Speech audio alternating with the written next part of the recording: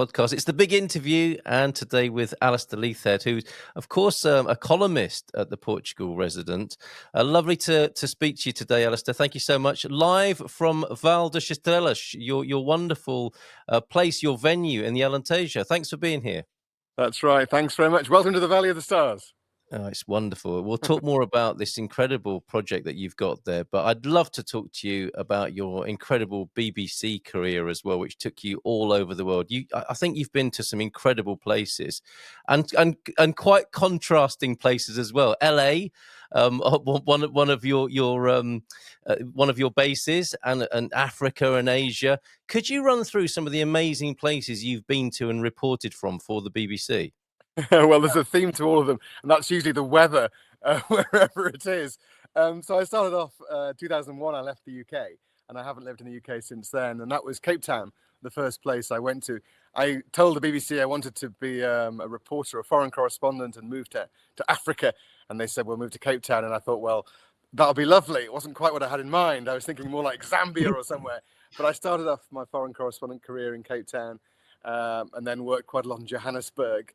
From there, I was doing bits in the Iraq War. They started sending me to Baghdad during that period, and then from there, I moved to Miami in the US, to Florida, and was based there for not very long at all.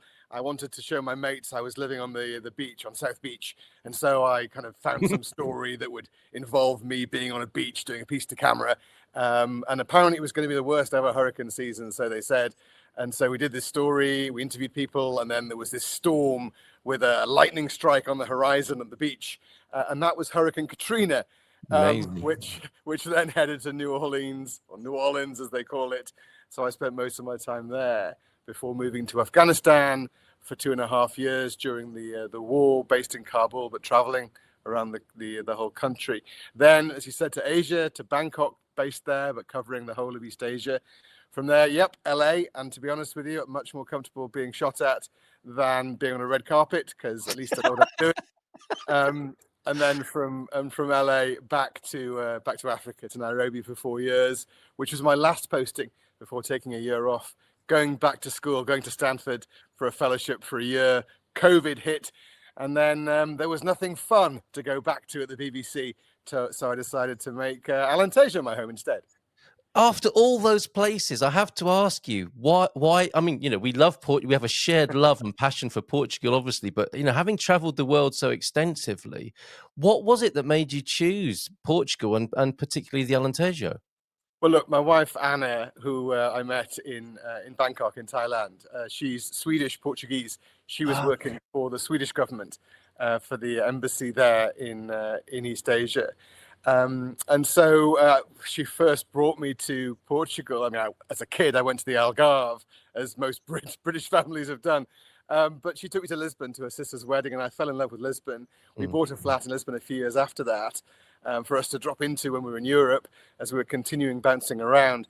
And then it just happened, we were in 2018, we had this wedding we were going to in the south of France, and I said, can we just tag on a week and go looking for, a ruin and a bit of land somewhere in the country, in Portugal? And Anna was like, oh, it was so difficult getting a mortgage first time round. Really, do we have to do that? And I said, well, anyway, I persuaded her. And so she started looking at all the real estate websites. I started plotting a Google map with vineyards and posadas on it, and drew a ring around Alentejo, which is where Anna's father's family is originally from Alvito and those areas. And so we started looking. We found two little hotspots of places we could afford. One of them was south of Evramonte kind of area in the winelands. The other was here on the coast. It was kind of south enough from Comporta and north enough from the Algarve for us to be able to afford it. And so we came to this area of the southwest Alentejo, Odemira region, nearest town, Zambujeiro de Mar, people will know. And we saw some disappointing ruins. And then Anna saw this thing in the estate agent website window, the shop in Milfontes. And she said, oh, that looks good. And didn't tell me about it, but persuaded the guy to bring us here to say, well, let's look at a place you could come to once your ruin's been done up. And so we came here, we saw the view that we have here all the way to Monchique and Foyer Mountain in the distance, which I can see from where I am at the moment. And we just fell in love with the place. That was 2018. We managed to make it work, and we bought a house with an apartment or a second sort of bungalow attached to it at the head of this valley. And that's where our adventure here began. Oh, wonderful. Before we talk more about that, if I could just dwell on your your journalistic career and with the BBC. I mean, clearly, the, some of the greatest times of being a journalist, a golden age perhaps, that you were involved in, and that's where I know your name from, being in the UK, hearing your name on the news there, and being in all these incredible assignments around the world. So the best of times, and I think it's fair to say you keep an eye on the future of journalism as well, and what and how that's going to be. You've made a virtual reality documentary, digital journalism and storytelling. Can you tell us a little bit about your interest in that and where that's going, and this idea of pre-bunking as well, which I've learned about you. What's that about, and where are you going with your journalism now? Well, we've been very busy. It's the first year we've opened here. We're still, for the first time in our lives, running a business and understanding how difficult that can be and how Sure. challenging it can be and how exciting it can be. But I am trying to keep my hand in with a bit of journalism, whether it be some writing, a little bit of radio. I did a radio story for the BBC recently on the elephants coming to Alentejo, of course, soon. But one of my interests, as you say, is this idea of trying to counter disinformation. I've done a little bit of work, consulting work, trying to help journalists in other parts of the world, in Ethiopia and in the Baltic states, tackle the disinformation, particularly that you see from Russia. And yeah, it's a very challenging time for truth, if you like. It was a lot easier back in my day, as they say at the BBC, when people, trusted public service broadcasters, where big competitors we're not trying to destabilize public service journalism as we see today quite aggressively from owners of other media that see it as being a threat, because it's essentially very cheap for people to access and a very good source of news. And I think it's really important for us all to understand critical thinking a lot more. The kids are growing up with social media. They're being burnt pretty early and learning it. People are sort of my age, 50 plus, I guess from mid 40, are being caught, are being trapped, being snagged by people who are telling them lies, telling them conspiracy theories, taking money from them. It's all bundled in the same way. And of course, the ways to counter disinformation are, of course, debunking, fact checking, trying to make sure that people understand that what's been said is wrong. But a lot of people, once they've been told something, they kind of think that's it. And then next thing it becomes, oh, you work for BBC, you're the problem. You're part of the whole system. And that's where the idea of pre-bunking comes in, which is getting ahead of the bad information. So that's saying to people, look, this is how you're being manipulated in all these ways, by using emotive language, by trying to divide people, get your anger levels up, learn that this is what's being done to you so you can inoculate yourself against bad information coming in. Or specifically ahead of elections and things, saying to people, the far right is going to blame the migrants for everything. This is the truth. And then when that happens and the migrants are blamed for everything, people go, oh, hang on, I saw something about that recently. And so it's trying to get ahead, trying to get people aware of how they're being misled and how they're being tricked, to try and protect them from that and try and help the sort of the force for truth to continue. So in a way, everybody's like a media studies student now, and can be helped to understand what the context and the messaging and how they might be being manipulated. That's right, exactly. And I think that because there's so many different ways that people now get their information, and it's tailored so much by algorithms and by the way that they're channeled down into these little rabbit holes or into areas where there are echo chambers, that what they think or what they're being told gets reinforced and reinforced and reinforced. There's no longer this nice little menu of a half-an-hour news bulletin which starts off with the most important news of the day and ends with some skateboarding ducks. I mean, that's in the past, of course, but Yes. that's what sort of people of my generation, our generation, were brought up on. And I Yeah. think that it was very valuable. People got a balanced menu, and now they're very much getting just a particular kind of snack, and that's not good for people. Wow. And what a contrast then to be managing that and helping people on that level and running your amazing retreat in off grid in the Alentejo countryside. That's quite the contrast. I mean, you're a man who's clearly comfortable with contrasts, I think. Um, and here you are. You had your introduction to Portugal some time ago, but now you've decided to make your future here, immersing yourselves not literally in Portuguese wine, but clearly very interested in Portuguese wine as well. You've chosen this location, this wonderful place in the Alentejo, and I noticed as well you've had a recent event here. So does this perhaps summarise this off-grid and entertaining in Portugal, which is your column in the Portugal Resident? And is this was this the first event? This I guess our eyes are drawn to the title here: off-grid and entertaining in Portugal. People, paint, and porn stars, a colourful first artist retreat in the valley. Is this the sort of thing you've come here to do? We don't really know. We're Right. making it up as we go along. I Okay. think the theme is probably risk making. I say risk making rather than risk taking because that's Yeah. how I've kind of considered going into war zones and front lines and all the rest of it in the past. And to be honest, the off-grid bit was the most challenging in all of this. What you're showing, of course, though, this is that's a picture of Anna, my wife, and daughter Oda. She's in Los Angeles. She stayed when we moved to Nairobi, but she's coming back. She's turning 30 next year. She's been coming back and helping us. She trained as a bartender in the fancy rooftop bars of LA.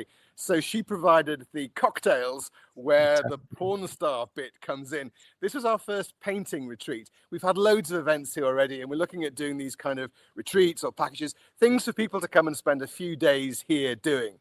And this group, a great friend, Ed Sumner, who's an artist in London, he brought a group of his cheese and wine painting club members to do some teaching of painting. They painted the valley, they painted the beach close to here, and they had a fantastic time. And for some reason, when Oda was offering various cocktails, they said, we have this meetup once a year, and we go to this Hampton Inn, and they do a special on porn star martinis.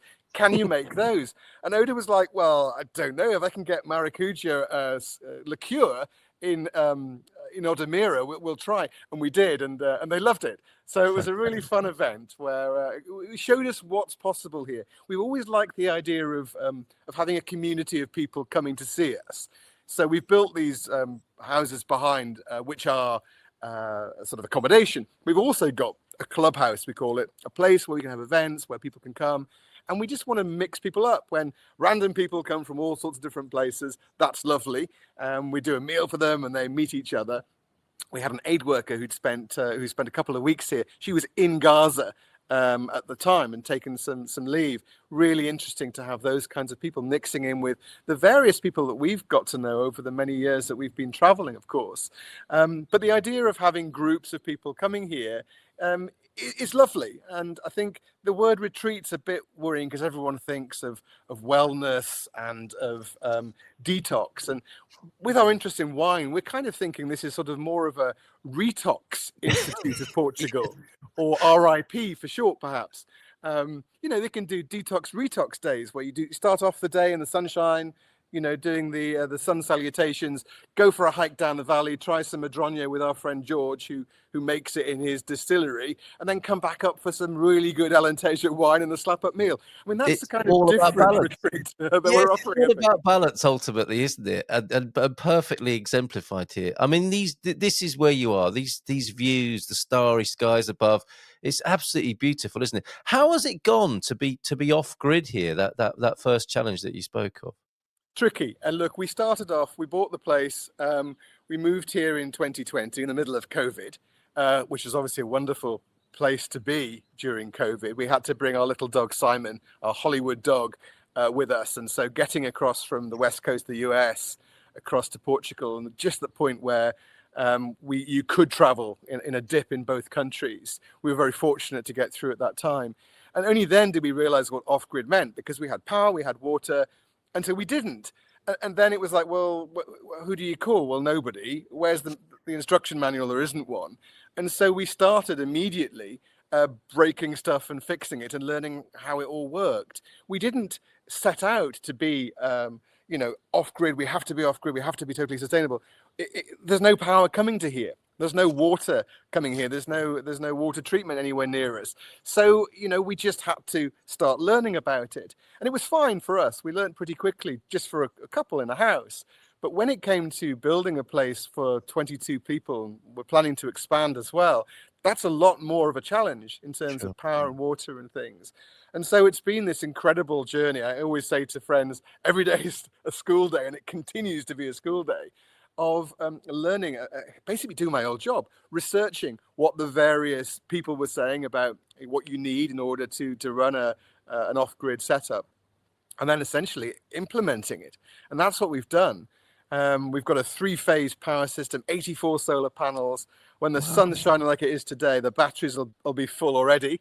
We've got a load of battery storage here. So that means that we can easily, supply power to the people who we have staying here. When it gets cloudy, when it gets rainy for a few days, when a storm comes in, that's when we have to learn management of power, what we turn off, what we leave on, what we use, what we don't. We collect all our rainwater from these buildings because we've got boreholes that are slightly mineral salty. You can't drink that water, it's too salty. So we mix it with rainwater, and by blending it, we create drinking water.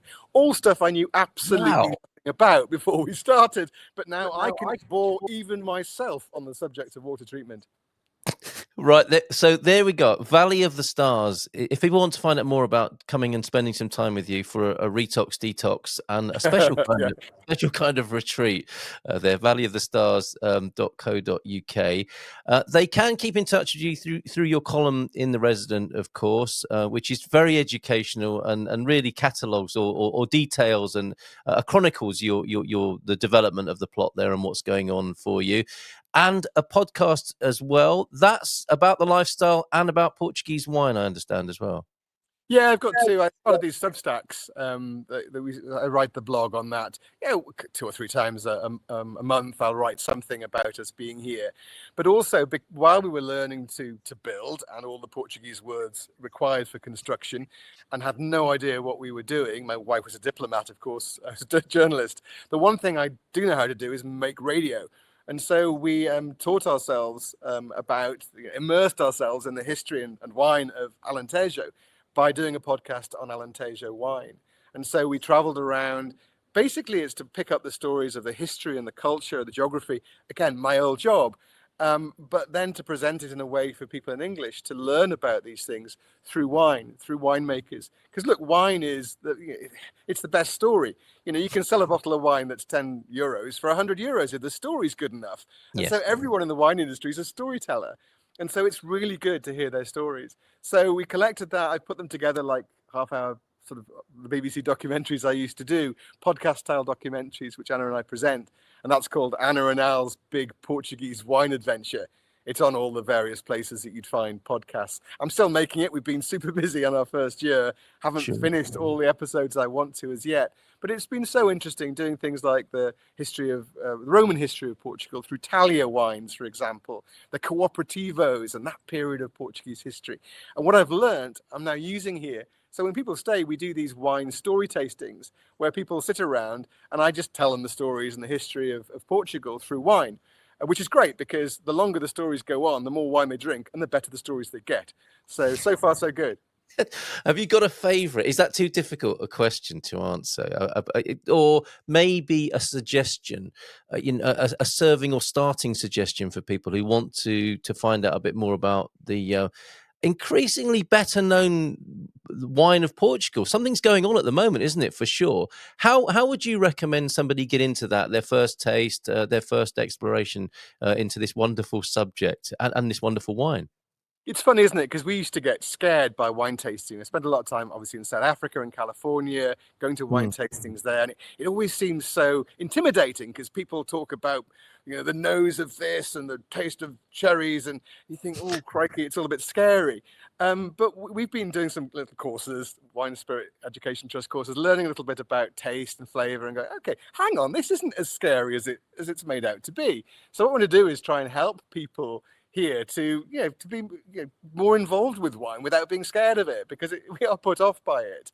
But it's amazing. It's an incredible world, and it's such an exciting place, as you say, particularly Alentejo with Italia wines. There's such a huge interest in amphora wines that are such a different thing, and a great story behind them. They've made Italia wines the way the Romans made them here in Alentejo, unbroken for 2,000 years. That's kind of cool. But when we were doing the podcast series, Anna kept saying to me, why do you ask that stupid question all the time to all these important winemakers and owners? And that is, what's your favorite wine? What's your favorite grape? And the number of people who just, without even batting an eyelid, said, oh, Mouchou, Alicante Boucher, including David Baverstock, who's the guy behind Esparao for decades. Yeah, Mouchou. We're like, oh, got to go there, haven't we? And that's an amazing winery. It's an expensive bottle of wine for Portugal, but very, very good value globally. And so that's a wine that's always the one that we give to people at the end of the tasting when they've had their journey around different parts of Alentejo. But of course, we know a lot about Alentejo wine, not a lot about everything else. We're not sommeliers by any means, but it's just the stories that I love telling, and people love hearing, I think. And that's such a nice way into wine, to hear the stories of them. And you like what you like. And Yes. if you don't like it, it doesn't matter. If it's really expensive, really old wine, you think, I don't like that, then that's fine. Have And something else. that's a very Portuguese response, isn't it? And a very Portuguese ethic. I don't think people are pretentious in Portugal. The wine speaks for itself, doesn't it? And although the stories are engaging, important, and fun, the wine is center stage. And Portuguese culture acknowledges that. It's the same with the food, isn't it? And is that something you appreciate and like about being here? That lack of pretentiousness. Totally. We love I mean, look, we fell in love with the black pork in Alentejo. We're right by the coast. It's, we're 15 minutes. It looks like we're in the middle of nowhere. We're 5 minutes from a supermarket on our dirt road. We're 15 minutes from the coast. We're really close to other things, even though we're off the grid and remote as well. The access to the amazing fresh fish we get here is stunning. One of the things that the sustainability head of the wine board here in Alentejo said to us is, wine it's a staple food in Portugal. It's like olive oil, it's like bread, it's like water. You have that with every meal. I love the fact that that people here take 2.5 hours for lunch. Yes. You can either complain about it as a foreigner and go, well, nothing's getting done because there's 2.5 hours of lunch, or you can have a 2.5 hour lunch and realize that that's where business is done. That's where the real work's being done, when people are socializing, eating together, drinking together. And there's a reason that that people in Portugal drink more liters of wine per person than any other country in the world, by a very long way. I think last count was 61.7 liters per person per year. Next one, 42, and that's France and Italy. So it's a big part of culture here. We love that part of the culture because it's fun and because it's about stories. And I absolutely love all the different foods, the migas, the açores, the really interesting stuff that you get here, the fresh meat. We've got an amazing butcher down the road, and the hunters come through here from time to time and turn up with some wild boar, and we're quite happy to take a blue plastic bag of chopped up wild boar from them, rather than having our big Rafera Alentejo dog chasing them off our land every night as he does so successfully. What a life. What a wonderful life. And people can come and experience this with you at Vale das Estrelas. Will you be making wine as well there at some point? That is the plan. We've actually started, the farmer's son, the farmer, is due today to plough over the land behind the wall behind me. We've got about 1/2 hectare, which we've got permission to plant grapes on. And so as part of the fun of this and of the learning of it all, every day at school's day continues, we're planting Portuguese grapes here, hopefully in March, April next year. It'll be 3 or 4 years, I guess, before we get enough to do anything with.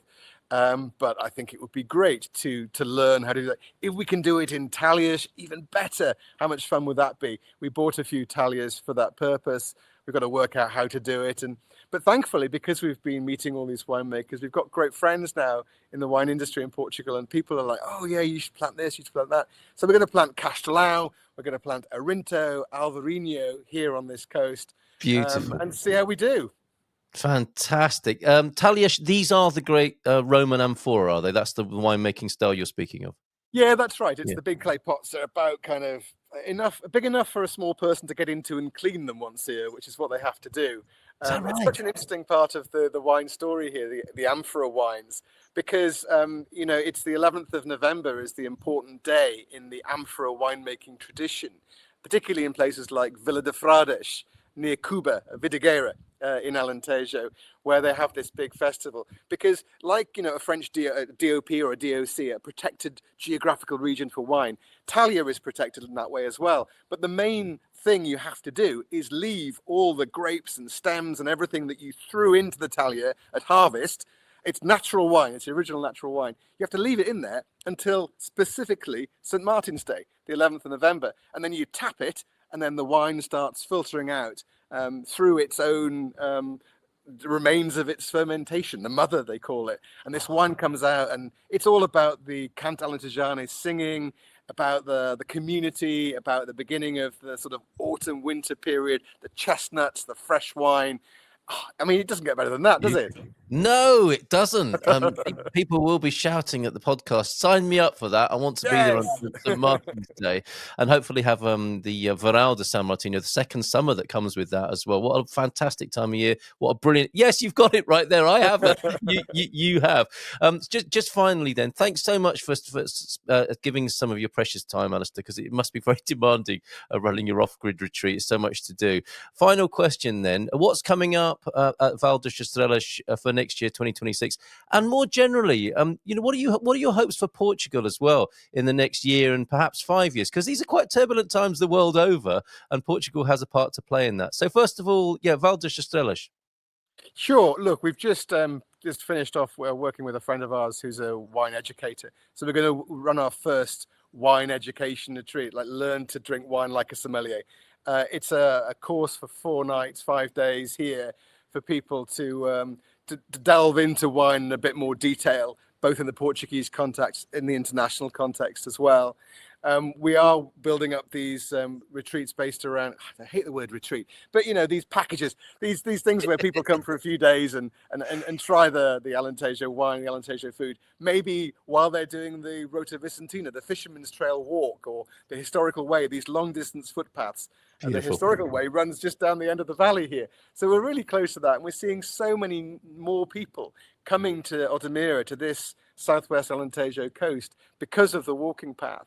And because they're coming here, they're discovering, other things that they have to offer. The beaches are amazing. I shouldn't say this out loud on the podcast, but the secret beaches that we know on this coast are like nowhere on earth. I mean, we've lived in all these places, and honestly, this is where I want to be. It's where my wife and I want to live. That's it. Easy choice was UK, Sweden, Portugal, no discussion. I mean, that's where we want to be, and this is why we want to be here. And so it's very exciting. Look, it's our first year. We only opened in May. We've had an amazing summer. We haven't had a single bad guest so far. I'm sure that'll change, but everyone's been wonderful. We've been looking forward to your first bad guest in 2026. Absolutely. We rushed off our feet. We've got, as I say, we finished building this whole thing and thought, we've finished. It's the end. And it's like, no, it's the beginning. Because now, apparently, in business, not only do you have to spend money on building stuff, you have to make money as well. And we're like, oh, okay. Yeah. So it's all a real adventure for us, but it's gone really well. We've been so pleased with people. Well, congratulations, parabéns. So glad to hear that. And then, yes, the thing you mentioned there, maybe we should keep this quiet about Portuguese wine, about Portuguese beaches, but we want to share it as well, don't we? We want to share the delight that we've discovered, which brings us to really, the final point here, and how you see, you have the best geopolitical grasp of anyone, I suspect, with the experience you've had. How do you see Portugal's place in the world in these coming 5-10 years, perhaps? And what do you hope for Portugal in that time? I think a lot of the turbulence, particularly in the US, has led a lot of people to look for security and look for peace and quiet. It's kind of what we've got here, and that's why so many people, I think, are interested in coming here. There is so much quality of life here with security. I love places like Cape Town. Beautiful, beautiful places. Similar weather, similar coastline, similar wine. Same central coast of California, very similar to this kind of area here. But this has the security, and I think that's what's attracting so many people from all over the world who just want to step away a bit from the madness that's going on, the war in Europe. Look, it's challenging times for all of us, particularly the war that I see now close up, the disinformation war, which is the root of so much of it. But I think that the whole world is facing these challenges. Every generation goes through these periods of existential crisis, essentially. Sure. Let's see where things go. Portugal's well placed. Portugal's economy is going well. People are coming here.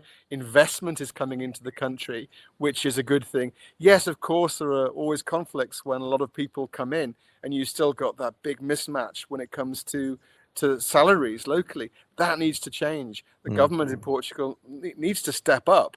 The arguments about about housing, you could say that there's a problem here with so many rich people coming in and buying houses in Lisbon. And you can say, well, why isn't the government using the taxes, using the money that's being invested to invest it in social housing? It's an easy excuse to blame people in that way.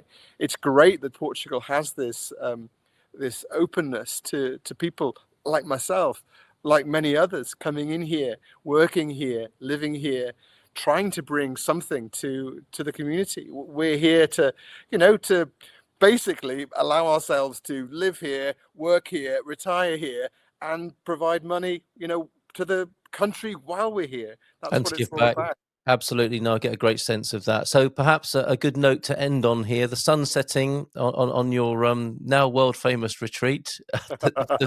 Thank you for that. that you had here. And thanks so much, Alastair. But catch up with Alastair's column in the Portugal Resident 2 podcast and on Substack. I suspect if people look for Alastair Leithead, they'll find you on Substack. And I'd love to talk to you again next year, if we may, and catch up with you and see what's been going on. Fantastic. Hopefully there'll be lots to report. We'll have a much better idea of what we're doing, and we'll have met lots of more interesting people and not one single bad guest. Fingers crossed. Wonderful. Good luck with that, with the ploughing of the field in readiness for the vineyard there. Thanks a lot, Alastair. Take care. Bye for now. Bom dia. Ciao, ciao.